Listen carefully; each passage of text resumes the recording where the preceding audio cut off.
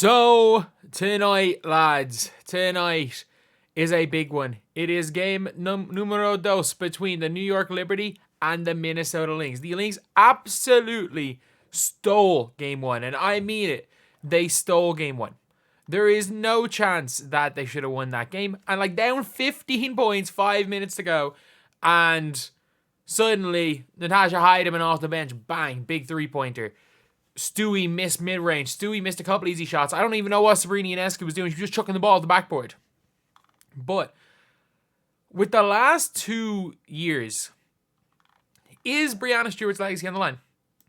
Is her legacy in basketball, in women's basketball, on the line? And I'm going to say yeah. To an extent anyway. And I don't mean it by is her legacy on the line in a, is she going to be one of the top 15 players of all time?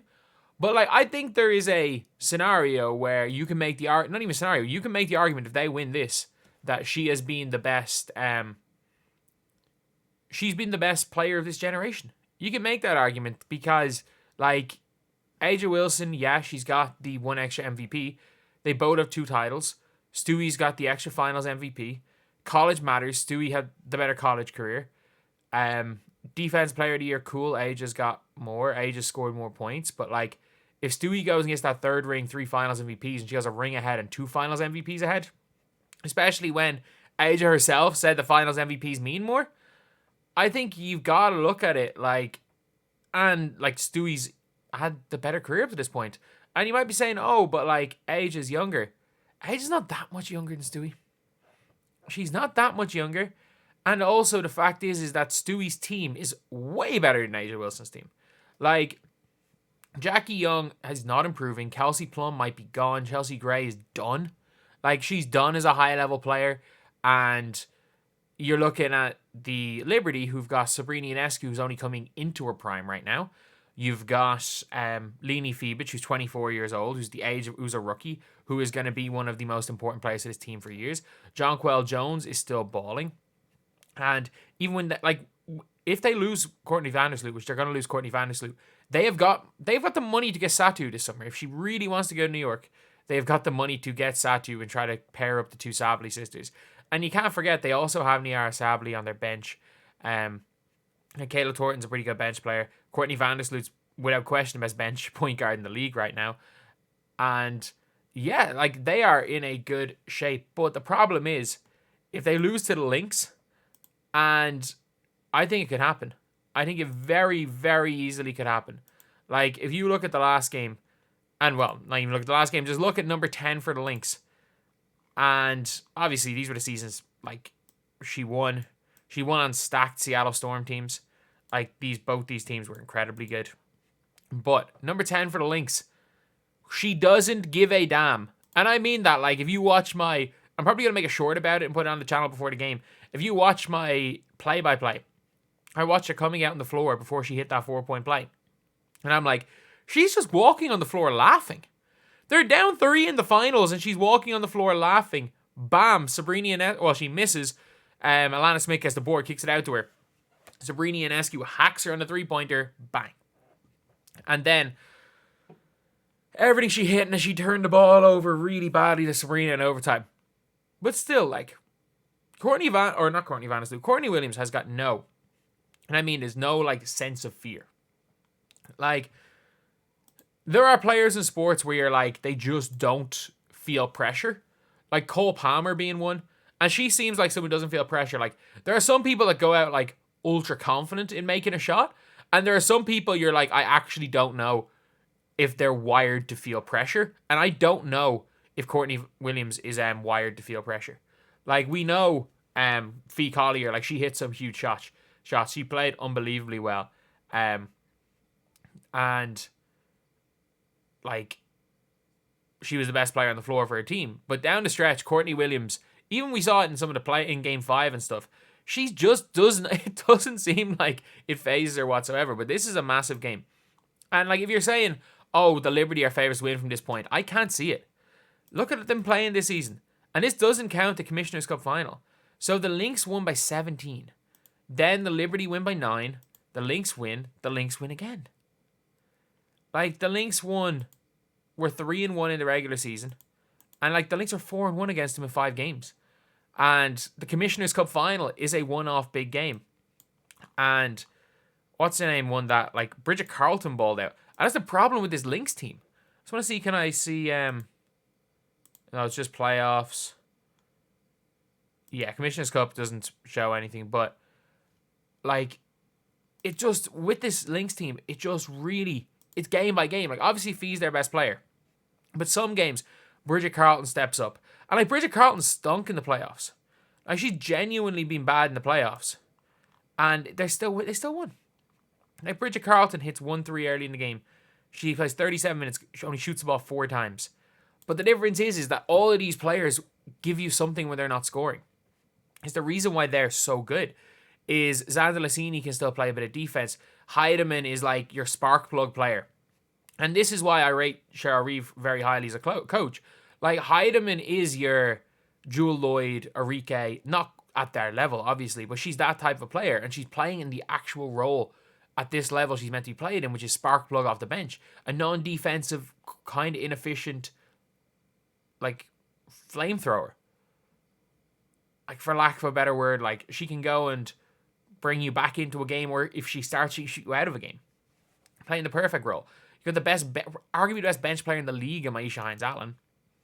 And then you've just got a starting 5 of players who are all elite defenders, who are all able to shoot the 3 ball, and who are all able to make a positive impact on a game when they're not playing well. That is massive. That is massive. And the Liberty. The big thing is that, yeah, Breanna struggled, but Stewie's got to be better. She's got to be better. 18 points in an overtime game where you miss a game winner and a game tying open layup. Down the stretch, it wasn't Breanna. Breanna made a couple of bad plays, but it was mostly Stewie. And it's been this season the case with Breanna Stewart that she's just shooting terribly. And she's the highest points per game average in playoff history. But we have to look at the last 2 postseasons.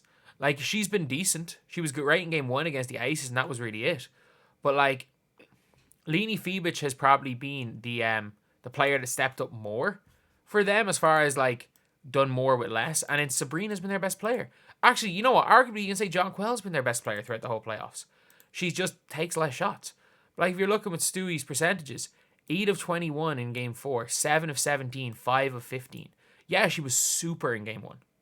Super, but like 0 of 5 from 3, 1 of 4 from 3, 2 of 6. Yeah, she had that 2 of 4 game, but what? She's 5 of 13, 5 of 19 from 3, which is like just over 25%, which ironically is like her regular season stats. And obviously the first round of playoffs didn't count. They played the Atlanta Dream. But Breanna Stewart is going to be compared to a level of like the best in the world. And that's why it's like, I'll always say it with like Caitlin Clark's playoffs, that she underperformed the playoffs, but she was still by far the best player for the Indiana Fever in the playoffs. Especially in game 2. She basically tried to carry them by herself. But the problem is that when you are considered in that best 5 players in the world conversation, you have to be expected to play like a best 5 player in the world. And that's why I have a problem when the Angel Reese, Caitlin Clark comparisons is that they're both being judged completely differently. Like, Angel Reese is a top 30 player who actually got judged sometimes like a top 5 player. Like, she would have games where she'd have like 6 points, 9 or 11 rebounds, and was like going for the double doubles. But it's like, that's kind of her level. Like, that's a fine game. Like, she's gonna have good games, she's gonna have bad games. But the problem was she got compared to Caitlin Clark. But the reality of it is that Breanna Stewart there's a different level of comparison when it comes to Breanna Stewart. And is it going to affect her legacy as like one of the all-time greats? No. But Stewie and Asia are in that position where when it's all said and done, they could be considered the greatest of all time. And let's just say hypothetically, the Liberty go and get 2 more titles. And like, what, Stewie's 30? She's got another 8 years left in her. Let's say the Liberty go and win this year, the Liberty win next year, and suddenly she's got 4 titles, 4 finals MVPs. You're then putting her in the conversation now of like, that's in 10 years. And I know what's her name won it, and Maya Moore won in less time, but Breanna Stewart also has got 2 MVPs in there. She goes into that conversation for the GOAT. Like, I think she's a little bit off that right now, but even if they win this year, you can make an argument that Breanna Stewart's the greatest ever, especially because of what she did in college. But if they lose this series, especially to a Lynx team that are super. By the way, this Lynx team is super. They're like the 2014 Spurs. The problem is that history will not go down. This team will not go down well in history because you've got one player that is like a superstar. And then in 5 years' time, when these players are all splitting up onto other teams, I don't know if individually they'll be looking great. It's like why the 2014 Spurs. Like, that final's a blip on LeBron James. Even though actually in the finals, no team has ever played better against a LeBron James team than the 2014 Spurs. So this series, Stewie's got to step up. Like, Sabrina's going to do Sabrina things. She's going to score some games. She's going to score badly in other games. John Quell's going to dominate against this Liberty or this Lynx team. Phoebich is Phoebich, and Breanna Stewart has just got to be better. She has got to be the best player on this team. She's got to be the leader. So yeah, that is pretty much it. That is the preview for game numero dos, and I will be obviously in Minnesota for game number 3.